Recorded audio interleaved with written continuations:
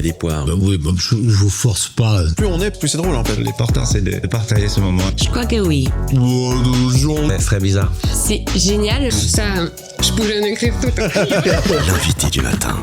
On va parler des grandes tendances voyage de l'année 2025 à l'approche de Pâques et avec l'été en ligne de mire, l'envie d'évasion se fait sentir. Quelles sont les destinations phares de cette année? Quelles nouveautés marquent le secteur du tourisme et quels conseils suivent pour éviter les foules ou les mauvaises surprises? Ce matin, c'est Stéphane Jaillet, vice-président de la Fédération Suisse du Voyage, qui nous éclaire sur les grandes tendances 2025.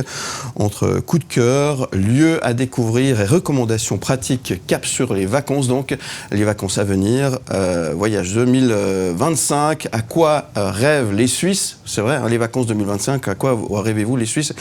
Bonjour Stéphane Jaillet. Bonjour. Comment ça va? Super bien. Merci d'être avec nous pour nous parler de vacances. Quand on a dit qu'on allait parler de vacances et de voyage, Mike a dit je reste sur le plateau. Exactement, c'est pour ça que je suis là. C'est de l'opportunisme. En tout cas, merci d'être là pour nous faire un petit peu rêver. C'est vrai que les vacances de Pâques approchent à grands pas et puis qu'on est déjà en train, peut-être même c'est déjà certainement agendé, on est déjà en train en tout cas de se projeter sur les vacances d'été qui arrivent finalement assez vite, hein. Quelles sont les destinations qui ont la cote cette année auprès des Suisses? Alors bon, il y a pas de grande surprise, on va dire ça comme ça. Surtout que Pâques cette année est assez tard, donc ça permet de découvrir aussi le bassin méditerranéen. C'est vraiment une valeur sûre pour les Suisses. Ouais. Les Suisses veulent la plage, veulent les tongs, veulent un petit cocktail au bord de la mer. Et c'est vrai que sur les périodes de Pâques, à part quelques destinations long courrier, on se focalise sur le bassin méditerranéen. Ouais. La Thaïlande était relativement bien réservée.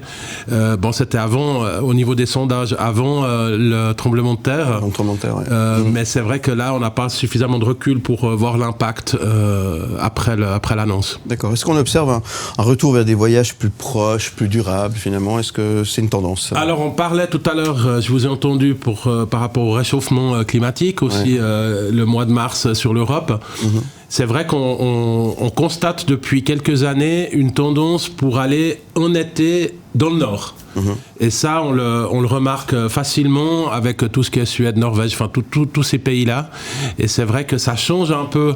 Alors on parlait de plage, de tongs et de sable. Ça change un peu la dynamique de voyage aussi pour l'été. Mais c'est plus qu'une tendance, c'est une valeur sûre aussi maintenant que le Suisse part sur le nord pour découvrir le nord. Le nord, comme on dit. Très bien. Et quelles sont les grandes nouveautés alors, du secteur pour cette année 2025? Alors, des grandes nouveautés, si ce n'est les servitudes pour les États-Unis, ça c'est aussi des grandes nouveautés. Donc on voit maintenant un petit attentisme, hein. Il y a un recul ou un retrait à peu près de 15-20% sur le marché par rapport au voyage sur les États-Unis, parce que les États-Unis ça reste quand même un voyage qu'on prépare à l'avance, hein. On part pas dans last minute en bon français dans les 2 semaines ou dans les 3 semaines. Ouais. Donc là, on n'a pas suffisamment de recul, mais on sait que ça va, selon les réseaux et selon les segments clients, avoir un impact quand même par rapport à ça. Même avec les droits côté, là. Hein. Ouais. Alors, il y a du boycott. D'ailleurs, on essaye des fois de faire quelques jours ou quelques semaines sans utiliser ou sans consommer quelque chose d'américain. C'est assez compliqué pour le jeu. Mais c'est vrai que il y a des gens, ça leur passe en dessus. Hein. Il y en a d'autres qui sont très sensibles à ce positionnement. Mais on va laisser un petit peu le ton au ton, et c'est vrai qu'il y a beaucoup d'émotions dans ce genre de prise de décision. Ouais. On voit qu'il y a une petite glissade pour celles et ceux qui avaient pensé partir aux États-Unis. C'est quand même une destination qui offre X segments pour tout, hein, pour que ce soit les familles, pour que ce soit tout ce qui est découverte, nature, etc. On voit un petit glissement maintenant aussi sur le Canada, parce que les gens s'étaient déjà projetés sur l'Amérique du Nord. Donc là, il y a le Canada qui tire un petit peu son épingle du jeu par rapport à ça. Mais des poires. Oui, je vous force pas. Plus on est, plus c'est drôle en fait. L'important c'est de partager ce moment. Je crois que oui. Ce serait bizarre. C'est génial, ça, je pourrais en écrire tout. L'invité du matin. Avec notre invité Stéphane Jaillet, vice-président de la Fédération Suisse du Voyage. Merci d'être avec nous. On va parler de vos vacances dans un instant et des grandes tendances voyage 2025. On parle vacances et bouffe avec Stéphane Jaillet en antenne. C'est un vrai épicurien. C'est comme ça. Alors ça tombe bien qu'on parle de ça puisque tout à l'heure, Stéphane Stéphane Jaillet, il est venu avec un cadeau. Vous allez pouvoir repartir. Alors soyez prêts à dégainer votre téléphone portable tout à l'heure. Vous allez pouvoir repartir avec un bon d'une valeur de 500 francs à faire valoir pour vos futures vacances. Sympa ça, hein, quand même. C'est sympa, et surtout que ce bon peut être échangé dans les 500 agences membres de la Fédération Suisse du Voyage ou d'un groupement cantonal.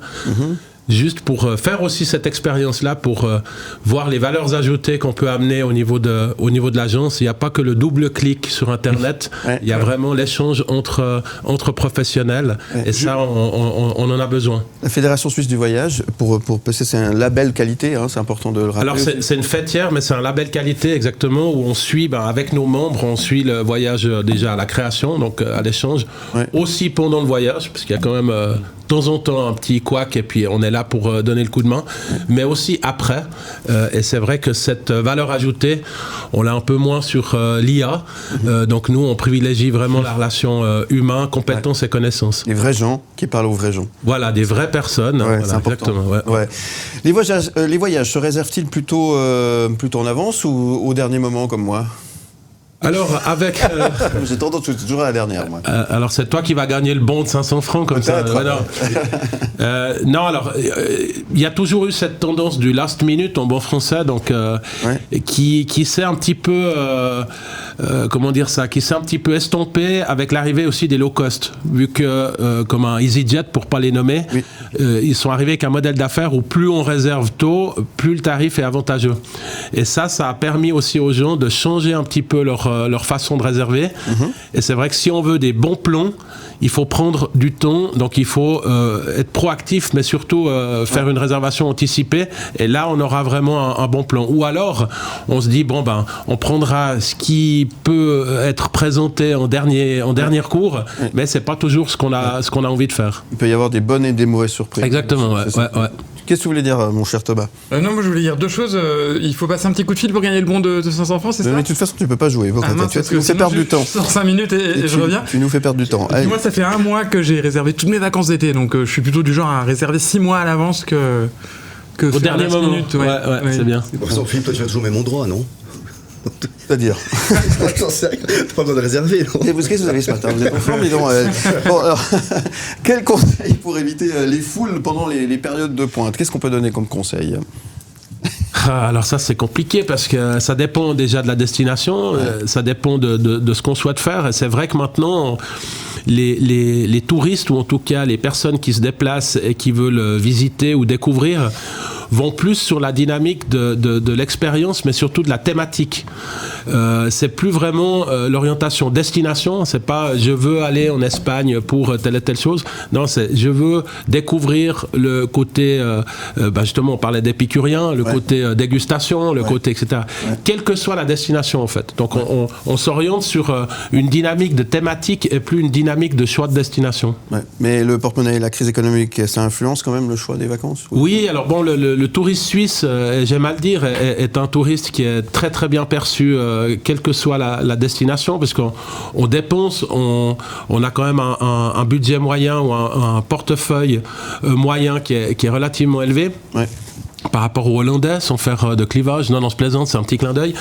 Mais c'est vrai que le touriste suisse a 2 particularités. Il aime découvrir, il met un certain budget et il fait le plus rapidement confiance à une destination qui a eu un problème. Donc il revient le plus vite possible dans la destination, donc il refait confiance à la destination, que ce soit du sanitaire, du géopolitique ou d'autres. Et ça c'est vraiment alors sans être chauvin, mais c'est vraiment une qualité et un ADN du tourisme suisse qu'on découvre quand on discute avec les hôteliers de l'autre côté de la planète ou juste à côté. Bien sûr. Y a-t-il une évolution dans les attentes des familles ou des jeunes voyageurs aujourd'hui? Est-ce que ça a changé un petit peu? Oui, est-ce qu'il y a du Wi-Fi? C'est la connectivité. Et pourtant, en vacances, il faudrait déconnecter. Voilà. Mais c'est les enfants, ça se beaucoup. Il y aura du Wi-Fi où on va. Exactement. Et c'est vrai que des fois, ça fait vraiment souci parce qu'on peut être au milieu de nulle part et puis normalement, on devrait s'imprégner du milieu de nulle part.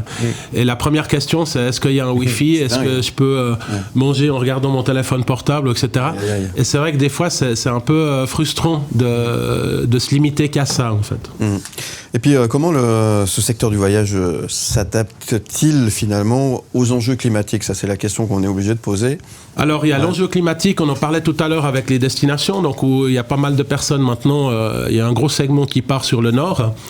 Ce qui est pour nous, au niveau de la Fédération suisse, important, c'est l'over-tourisme, entre guillemets, en français, le surtourisme, donc le tourisme de masse. Ouais. Et ça, c'est quelque chose qui nous tient à cœur, où on trouve des solutions, où on discute avec les différents pays, que ce soit au niveau du bassin méditerranéen ou ailleurs, parce que c'est vrai qu'avec des structures comme les Airbnb, par exemple, qui ont détruit quand même pas mal de signatures, ou en tout cas d'ADN de destination, on voit que maintenant, il y a beaucoup de pays et beaucoup de gouvernements qui font pas marche arrière, mais qui mettent des règles pour limiter ce genre de situation. Beaucoup. Stéphane, bon vent à toi, et puis au plaisir de te retrouver, et puis merci pour le cadeau, effectivement. Tu reviens quand tu veux avec des cadeaux comme ça, il n'y a pas de souci, c'est très sympa.